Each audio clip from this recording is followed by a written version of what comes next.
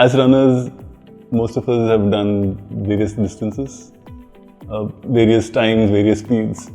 Let's meet a couple who've covered the whole gamut from 5 to 100 among themselves. And while doing so, they've also proven to us that age is just a number.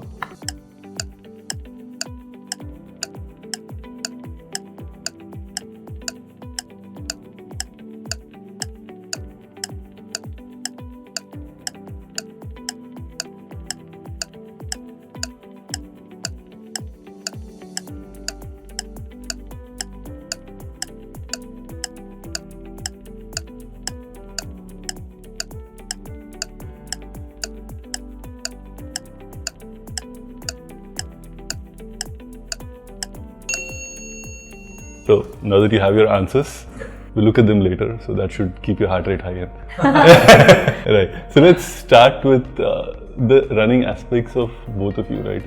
It's not. I don't know. I shouldn't say it's not very common, but it's not so common either that a couple runs together. Okay. Especially you. The two of you have like so many things, like your age, the fact that you're running for a long time, the fact that both of you look super fit. You probably don't don't look your age either way. Okay, let's start with the surprise of the whole thing, which I'm sure everybody's going to be. What's your age? 58. And yours? I'm 54. Okay, so let's leave that for the audience to sink into. Right. So let's start. I'll start with the lady.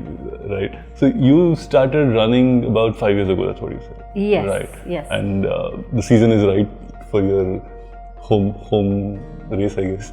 I shouldn't call it home. You can No, call it it is home. home. It is my home. So let's talk about how did it come about? Like why did you start, or how did it start? So I have been into aerobics and badminton since I got married, but I've never really run before. I didn't run in school, I never ran in college. Just one day in the gym they had some some competitions, and I won all the other competitions except the running one. So I just thought, let me go outdoor and let me start running. And I went out and ran, and surprisingly the very first day I could run 10 kilometers. Oh. And it was really liberating, you know, the feeling of being outdoors. Although I used to walk earlier outdoors, but I had never really run. This feeling of that wind in the hair or so whatever, I really took to running from that point on. Okay, and what happened to you? Me, I used to be a sportsman basically. I play basketball, tennis, cricket, volleyball, all those games. And I would just, being in the army, fundamental fitness was always there. So we have these basic, tests which you have to clear every year, 5 kilometer run, 2 kilometer run, 10 kilometer. So my running was only restricted to generally keeping the stamina in place and warming up, and and then when you can't play sports, you do a little bit of running. Seriously, the running only started after I quit, and then I had a lot of injuries and I put on a lot of weight and I was feeling quite miserable, couldn't play games. And then I saw Taru, we used to go for walks, and then she started running, and then I realized that running is something that I can take on. And when she did her first AHM 21K, I decided to register for 5K. And I ran that 5K in about 45 minutes or something, and that was shattering, Somebody who prided himself to be fit, I realized that I needed to do something about it. And I thought probably running is the best thing. That's how it started. So when you started off, did everything go right? Or were you learning over time? Of course it was a learning over time, because the right muscles were not really developed for running. And I did start running at a late age, and I was you could say a little ambitious, in a hurry. I didn't have too much time. I mean, I needed to do things fast, so I did face some injuries and some ignorance also. Maybe we could talk about it a little later.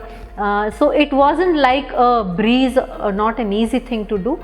It had its own ups and downs through the journey. Right. And both of you have over time progressed from whatever you started to for a normal amateur average runner, unbelievable distances for me at the moment. You already, let's go to that at the end, but so how was it? Like what got you there? So it was just, when I started running, there was always, I could see the runners. When you play a game of tennis or a squash or something, you're aiming to finish a set, aiming to win against your opponent, get more points. Running, there was nothing like that. I mean, I was not in a place where I could, run to get podiums or things like that. So it was a question of only bettering yourself. And you look around people, and I started running with the Hyderabad runners, and I could see there were a lot of mentors over there. And people would improve and talk about timing and talk about finishing at distance. That's what kept you going, and then you realize you could do more. And you could do more. And then, you have these landmark, 21K and then 42K, which everybody aspires to do. And that's how the journey started. Okay. And then I saw Taru was always ahead of me, so I had something to look up to and catch up. So she did a 50 when I did a 21, so I said, okay, I must do a 50. Then she did a 100, so I said, boy, 100, not my cup of tea. But then I ended up doing a comrades run, which we'll talk about later. So my aim was just to run a 10-kilometer run at the Pune International Marathon. That is what I wanted to do. But I happened to join a running group, and this is the Pune Marathoners Club. And we had a coach called Michael Francis, and he asked me, what's your goal? What's your target? I said, I'm going to run 10 kilometers. He said, no, you can't be a part of this group if you are going to run 10 kilometers. Everybody here runs either a half marathon or a full marathon.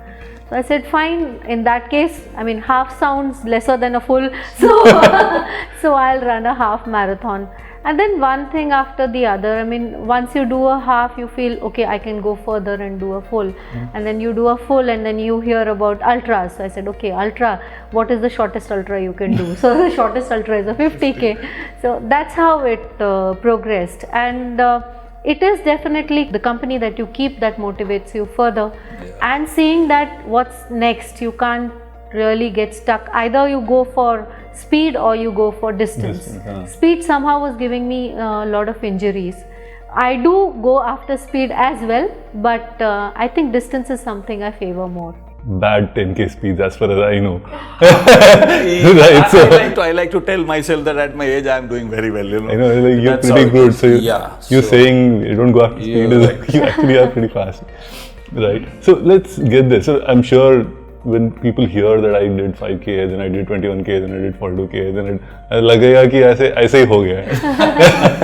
But the journey was, and probably is still pretty tough and involves a lot of things that you take care from your nutrition, from your fitness, the strengthening routine, or whatever other things you have. Let's start with what the primary thing that.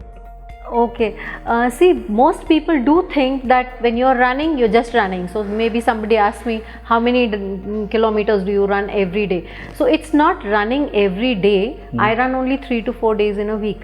But very important that besides running, you take care of other aspects that will help you run better or stay fitter better. So I do a lot of strength training. So I strength train at least 2 days in a week. I do yoga at least 3 to 4 days in a week. I do Pilates twice a week and if I get an opportunity, I also do cycling. So this is very essential because there are different muscles in the body that are being used, and there are other aspects such as how is your balance, how is your core strength, how is the stability that you have, the alignment, posture. So these other activities take care of all these aspects so that I can run better. That's my purpose. So my aim is not to be able to do powerlifting and lift 100 kgs or anything like that. I need to lift only as much as will help me with my running. Now that she's told all this, let me ask the more important question. Time कहाँ से आता है? And to that, see, I can't do all those things because I don't have that much of time. So, but I feel that maybe the army training, I was a black cat commando in my, time, and that fitness level was there, balance, what she's talking about, little amount of flexibility, that was there. So maybe that thing was what come forward, and kind of mingled with the increase in distance. So I basically do some strength training, and otherwise I do the same, 3 to 4 weeks of running with her. I basically follow whatever program she follows, scale it down a little bit to my, achievable levels. But I am not into that. And a lot of people keep telling, that you need to do a lot of these fitness exercises and, strengthening exercises and yoga and things like that. But I am not able to get myself to do that. So I really don't know if I do that, is it going to add to me, or do I already have that in me, the balance which is helping me in going further. Right. So You find? Yeah, about the time part, we also need to factor that in our daily schedule and kind of plan for it, which is very important. Yes. So maybe even in office there are times, of course right now I'm not working, but there are times when I've done squats in the office washroom just to get those basic squats in. It's just especially for a woman. I mean, we stand by the gas making tea. That is the time you can put in some stretches, or you can do lunges. You can't boil the water any faster in India. Right. And watching TV, you could sit on a stability ball while watching TV. Okay. Yeah. So add to the suspense of what's going on. or maybe sit on your haunches, the Indian potty style. All right. And then your hips would open. So you know what's going through my mind, and my life when I am watching TV with her. But yes, time management is an important aspect. So this one aspect of the whole thing that when we spoke before, you mentioned that when you started off serious running, you started off with injuries. Like you already were Yes. due to age or due to disuse or whatever it was. And how is things going out now? I had these injuries, and unfortunately or whatever, I probably may not have sought somebody out, or nobody told me why these injuries were. I just presumed that they were because of the kind of lifestyle I was living and kind of abusing the body to push further and play games and things like that. It's only when I started running and I met all these coaches from Hyderabad runners or free runners and the people who started telling me that form was important, and somewhere my form was bad. I had these knee caps which I used to wear. They told me take it off, straighten your back, run with your hips, engage your glutes, all these good terminology. I thought they were just terms, fancy terms, but it's a fact. Getting your body upright and coming as natural as God has made you. And then slowly when I started doing this and strengthening myself, I realized that the injuries which were there were more persistent. They're still there, I've learned to manage that pain. But they become much lesser and they don't hinder, in me training for my runs and things like that. So I suppose running has actually added to my, recovery. Actually become better than you were when you I have become better. Whereas people used to tell me that you cannot run and you cannot, do all these things because you have all these injuries. Kapalbhati karo. Kapalbhati, please do that. So what kind of things should a runner typically be thinking about when they say, okay, I'm now running and I want to progress mostly in distance, right? Training is a very important aspect of it, but the moment you start scaling up, all these factors come into play and get highlighted even more. So if you have an inherent problem, it comes out. As an example, maybe you have a low B12 or you have a low D3. So there are certain tests that a runner must undergo even before they start running, or by a runner, anybody should undergo these tests. Yeah. So they are the vitals that need to be under control. Hemoglobin, calcium, right. D3, B12, cholesterol, all these need to be checked periodically. For runners, I would say quarterly they need to be checked. So once these are correct in place, at least the stage is set for taking up the next step, which is training. And training, either join a group or join a coach and understand how it is to be done gradually. Can't really scale up too much too soon, because then injuries come in. When the injuries are coming in, how to scale back, scale down, and then scale up again. And what is to be done to tackle the cause. Mostly what people do is that they tackle the effect. Right. As in they're handling the injury, what the injury is, and not really what caused the injury. So maybe I have a foot problem, but the injury is probably caused by lack of hip mobility. Then I need to handle that hip mobility as well and go to a physiotherapist and understand that this needs to be done. And that's one of the aspects he was talking about, go talk to somebody who understands what's going on. Correct. And you have actually spoken to them and... Yes, actually I realized I started off too fast, and I wanted to catch up with all the lost time, and I did pressure. Almost, pressure of course. There she was, and then there I was, and she looked down at me and said, "What are you doing, man?" So there were I started running more, and I realized that I had beginner's luck initially, and then I started dropping, and I got more injuries and started having problems, and I would take a break, then I would start again, the injuries would come. So like he said, the root cause was not getting attended to. And when I decided that I needed to do the comrades, 50K I did with injuries, I was able to do it in a reasonable time. But when I decided that I need to do comrades, I realized that I need to get to the root cause of this. That's when I met a physiotherapist, and then they explained to me, certain weak muscles that I had, adductor muscles and my glutes, and I needed to work on them. And I sincerely, that's the time, and that's the only time when I sincerely worked on my strength, developing those muscles. And I believe it really helped me in my comrades. I'm a little skeptical asking this question. I'm sure it's because every person, every runner is probably different and has different issues with lifestyle. Correct. What are some of the typical, strength things that you could do? The very basic things that any runner should do is squats, lunges, push-ups, tricep dips, bridges, glute bridges to planks. Further to strengthen the core, certain different types of abs exercises. Okay. These are the things that can be done maybe just 20 minutes every day, 5 days a week. That much is enough for a runner to sustain. Right. Plus, when you do your stretches after a run, include certain yoga stretches which are good for runners, not very difficult as well. Mostly people feel that I'm not flexible. Yoga is for people who are flexible. Contrary to somebody that, who can do a split or something. Contrary to that, yoga is for the people who are not so flexible.